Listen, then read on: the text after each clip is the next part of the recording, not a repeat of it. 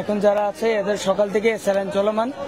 তো ডাক্তার জনপ্রশাসন মন্ত্রণালয় থেকে একজন ডাক্তার এসেছিল, তো এসে ওদের সার্বিক অবস্থা দেখে ওদেরকে স্যালাইন দেওয়ার কথা বলে, যে প্রতিদিন মিনিমাম 3 থেকে 4টা স্যালাইন দিতে হবে, সেই হিসেবে তাদের স্যালাইন চলমান আছে।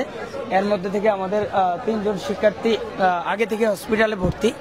আজকে মেবি আরো দুইজনকে হসপিটালে নেওয়া হয়েছে। কিছুক্ষণ আগে তাদেরকে সরাসরি মেডিকেলে অ্যাডমিট করা হয়েছে। এখনো অনেকেরই স্যালাইন চলমান। আপডেট বলতে গতকালকে থেকে যে ভর্তি হয়েছে রানা এবং রায়হানের অবস্থা একটু উন্নতি হলেও রানার অবস্থা অবনতির দিকেই ক্রমেই যাচ্ছে। তো শারীরিক পরিস্থিতি খুবই খারাপ, কারণ ওর প্রথম থেকে হসপিটালে ভর্তি ছিল। তো গতকাল ওকে নিয়ে আসা হয়েছিল, আসার পরে বিকাল থেকে সে আবার অসুস্থ হয়ে যায় এবং তাকে তৎক্ষণাৎ ঢাকা মেডিকেলে নিয়ে যাওয়া হয়। এখন বলা চলে হসপিটালে যারা আছে তারা সবাই মোটামুটি অসুস্থ এবং ওদের অবস্থা একটু খারাপ।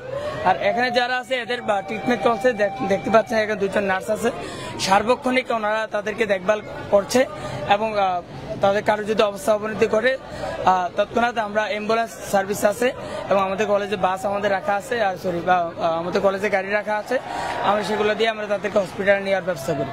আসলে দেখেন, কলেজ প্রশাসনের হাতে এই আন্দোলনের কোনো কিছু নেই। তো প্রশাসন যেটা করতে পারে আমাদেরকে আমাদের যা যা প্রয়োজন, আমাদের সার্বিক দিক নির্দেশনা আমাদের খোঁজখবর রাখছেন। এই যে আমাদের স্যার আছে, এই যে স্যার আছে, স্যাররা 24 আওয়ার্স আমাদের সাথে আছেন। আমাদের যা কিছু প্রয়োজন চিকিৎসা সংক্রান্ত বা যে কোনো সমস্যার ক্ষেত্রে স্যাররা আমাদেরকে সাপোর্ট দিয়ে যাচ্ছে। না, এখন পর্যন্ত আমরা আজকে বিকাল 4টা পর্যন্ত সময় বেঁধে দিয়েছিলাম যে 4টার মধ্যে আমাদেরকে যেন একটা পজিটিভ ফলাফল দেয়। সেক্ষেত্রে এখন পর্যন্ত আমরা রেজাল্ট পাইনি, 4টা পর্যন্ত সময় বেঁধে দিয়েছিল, যার ফলশ্রুতিতে এখন আমরা আবার রাজপথে নামতে বাধ্য হয়েছি। আমরা গতকাল রাতে আপনি জানেন যে প্রেস ব্রিফের মাধ্যমে আমরা জানিয়ে দিয়েছিলাম যে আজকে বিকাল 4টা পর্যন্ত আমরা সরকারকে সময় বেঁধে দিয়েছিলাম যে আমাদেরকে এর মধ্যে আমাদের একটা পজিটিভ একটা সাড়া দিবে।